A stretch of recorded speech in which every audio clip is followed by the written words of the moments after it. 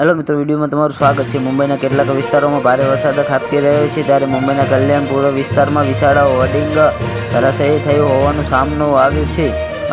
સહજાનંદ ચોક પાસે વાહનો ઉપર હોર્ડિંગ પડતા 2 લોકોને ઈજા થઈ છે। તો મિત્રો, હાલ મોટા અને મહત્વના સમાચાર સામે આવી રહ્યા છે। ભારે પવન સાથે વરસાદના પગલે હોર્ડિંગ તૂટી પડતા એક કાર, 2 રિક્ષા અને 6 જેટલા ટુ વ્હીલર સહિતના વાહનોને નુકસાન થયું છે। આ ઘટના બાદ ડોંબિવલી પાલિકાના કર્મી સ્થળ પર આવી પહોંચ્યા હતા, જ્યારે ઘટનાની જાણ થતાં જ તાત્કાલિક ધોરણે ફાયર વિભાગની ટીમ પણ ઘટના સ્થળ પર પહોંચી ગઈ હતી। તો મિત્રો, હાલ મોટા અને મહત્વના સમાચાર સામે આવી રહ્યા છે। હવામાન વિભાગની આગાહી અનુસાર ઓગસ્ટ-સપ્ટેમ્બરમાં દેશમાં સામાન્ય કરતાં વધુ વરસાદની સંભાવના વ્યક્ત કરવામાં આવી છે।